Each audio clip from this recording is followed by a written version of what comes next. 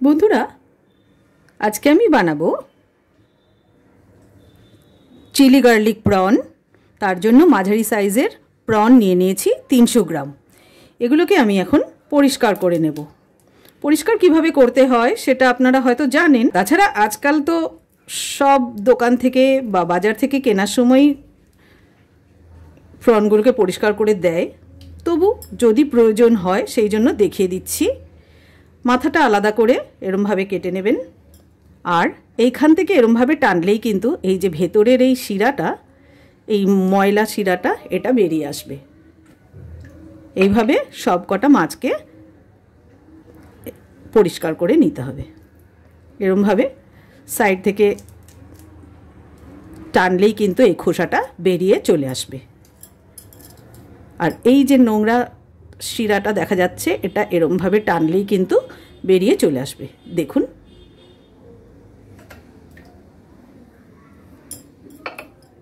সব চিংড়ি মাছগুলো পরিষ্কার করে ধুয়ে নিয়েছি।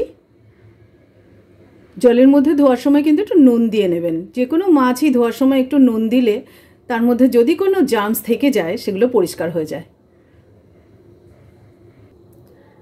আর এই যে মাথাগুলো, এগুলোও আমি ভালো করে ধুয়ে নিয়েছি। এগুলো আজকে আমি রেখে দেব, তবে পরবর্তীতে যখন এগুলো ট্রাই করব তখন কিন্তু নতুন রেসিপি পাবেন আপনারা। আর অবশ্যই তার জন্য অপেক্ষা করুন, এগুলো নিয়েও আমি একটা ভিডিও বানাবো। চলুন তাহলে রান্নাটা শুরু করা যাক। পরিষ্কার করে নিয়েছি সব চিংড়ি মাছগুলো। এবারে এটাকে আমি একটু ম্যারিনেশন করে নিচ্ছি। দিয়ে দিচ্ছি পরিমাণ মতো লবণ,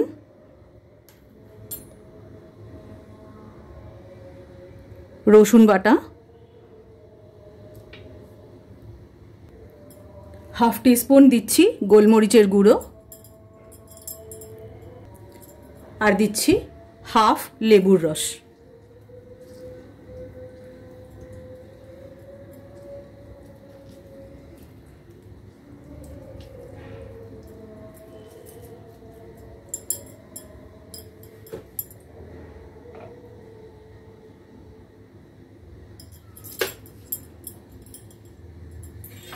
লেবুর একটু বীজ পড়েছিল তাই তুলে দিলাম। এবার এগুলোকে ভালো করে মিশিয়ে রাখবো। 10 মিনিট অন্তত এইভাবে রেখে দিতে হবে।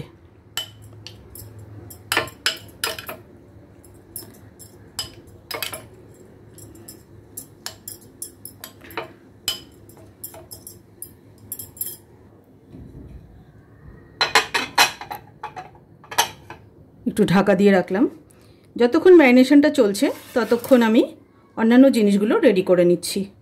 এখানে দেখুন আমি নিয়েছি 4টে কাঁচা লঙ্কা। যেহেতু এটা একটু ঝাল ঝাল হবে, তাই আমি 4টে কাঁচা লঙ্কা আর 4টে শুকনো লঙ্কা দিয়েছি। আপনারা কিন্তু নিজেদের ঝালটা একটু বুঝে ব্যবহার করবেন। এই রকম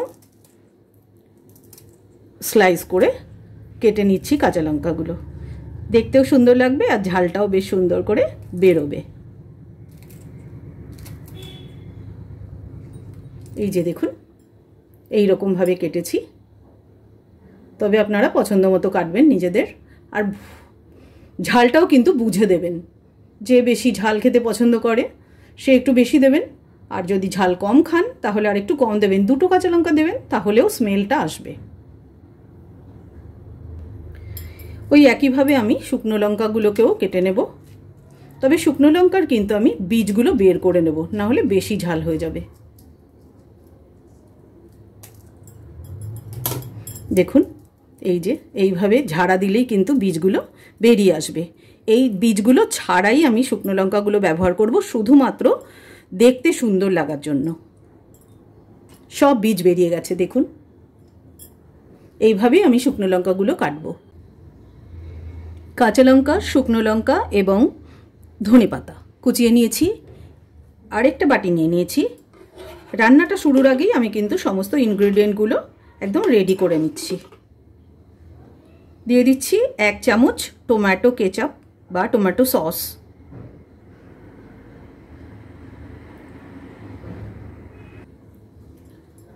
1 teaspoon chilli sauce,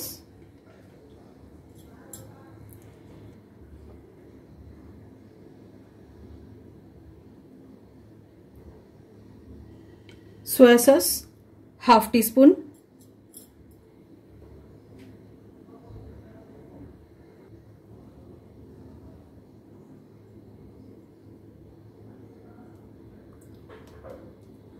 red chilli sauce দিচ্ছি, গ্রিন চিলি সস দিচ্ছি হাফ টিস্পুন,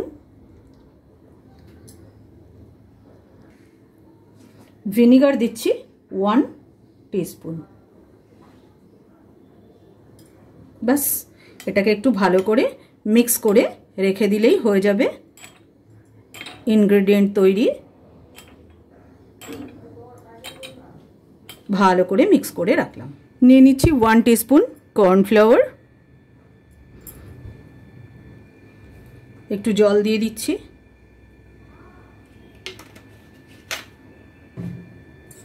এবার এটাকে ভালো করে মিশিয়ে দিচ্ছি।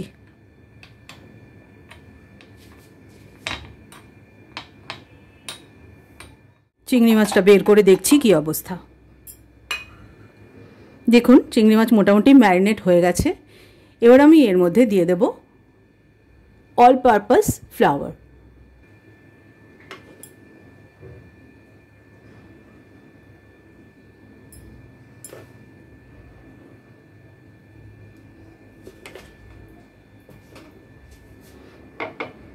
ভালো করে এগুলোকে একটু এই ফ্লাওয়ারের মধ্যে মিশিয়ে দিচ্ছি, যাতে এগুলোর গায়ে বেশ সুন্দর একটা কোটিং হয়ে যায়। দেখুন কি সুন্দর বেশ হালকা হালকা একটা কোটিং হয়েছে চিংড়ি মাছগুলোর গায়ের মধ্যে। এবারে আমি এগুলোকে কিন্তু গরম তেলে ভাজবো। চিলি গার্লিক প্রন বানানোর জন্য সমস্ত উপকরণ রেডি হয়ে গেল। এবারে আমি রান্নাটা শুরু করব। গ্যাসের উপর একটা কড়াই বসিয়ে দিয়েছি। এবার এর মধ্যে আমি বেশ কিছুটা রিফাইন্ড অয়েল, সাদা তেল দিয়ে দিচ্ছি।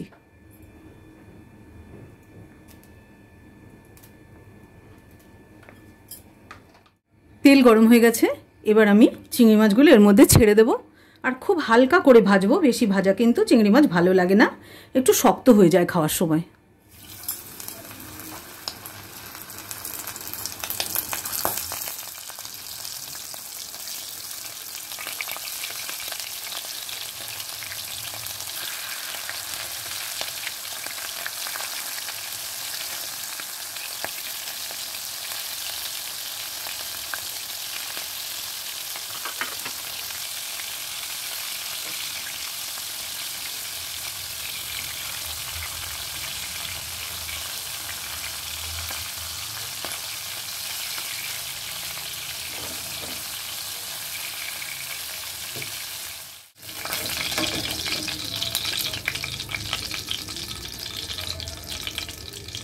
হয়ে গেছে ভাজা।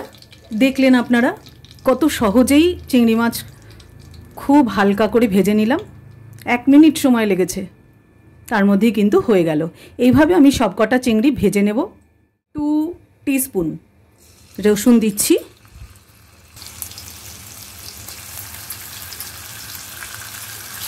নাড়াচাড়া করে দিলাম। এবারে এর মধ্যে দিয়ে দেব 2 রকমের লঙ্কা, কাঁচা লঙ্কা দিলাম, শুকনো লঙ্কা দিলাম। এটা কিন্তু একদম লো ফ্লেমে আমি রান্নাটা করছি। হালকা করে ভাজা হয়ে গেল।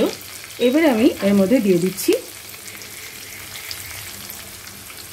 সসের যে মিশ্রণটা বানিয়ে রেখেছিলাম সেটা।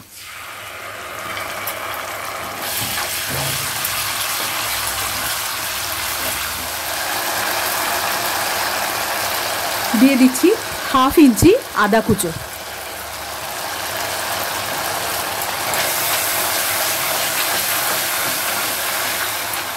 মোটামুটি মিশিয়ে দিয়েছি। এবারে আমি দিয়ে দিচ্ছি ভাজা প্রনগুলো।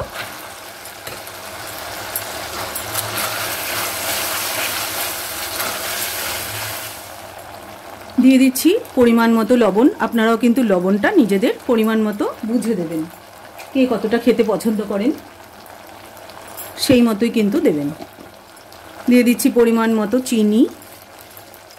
যেহেতু এটা একটু টক মিষ্টি ঝাল হবে টেস্টটা, তাই একটু পরিমাণ মতো চিনি দিতে হবে।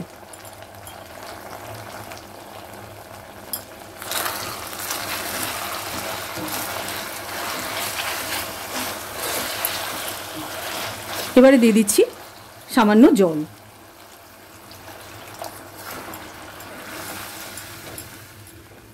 হাফ টিস্পুন গোলমরিচের গুঁড়ো দিলাম।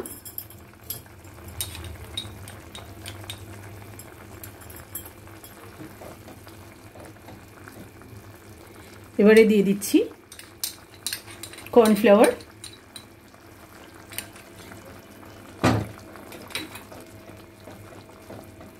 ব্যাস প্রায় রেডি হয়ে গেছে।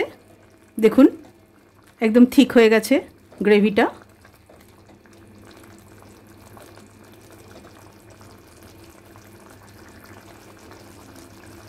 উপর থেকে দিয়ে দিচ্ছি ধনেপাতা কুচো। এখানে কিন্তু আপনারা পার্সলে পাতা কুচো দিতে পারেন, এছাড়াও আপনারা পেঁয়াজ পাতা দিতে পারেন ওপর থেকে।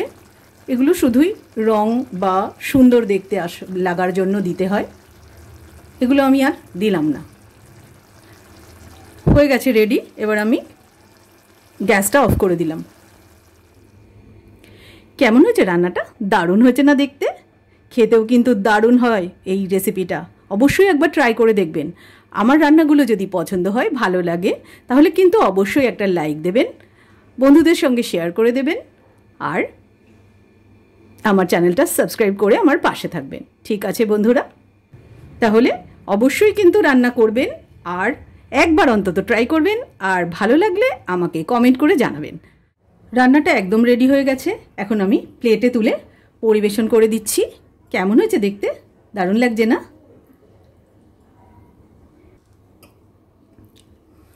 এবার উপর থেকে একটু ধনেপাতা কুচো ছড়িয়ে দিচ্ছি, আর দিয়ে দিচ্ছি একটু সাদা তিল। ওপর থেকে এই সাদা তিলটা বেশ দেখতেও সুন্দর হয় আর খেতেও ভালো লাগে। তো কেমন লাগছে? দারুণ না? অবশ্যই একবার ট্রাই করবেন আর আমাকে কমেন্টে লিখে জানাবেন। ঠিক আছে বন্ধুরা, তাহলে আজকের ভিডিওটা এখানেই শেষ করলাম। দেখা হবে পরবর্তী পর্বে।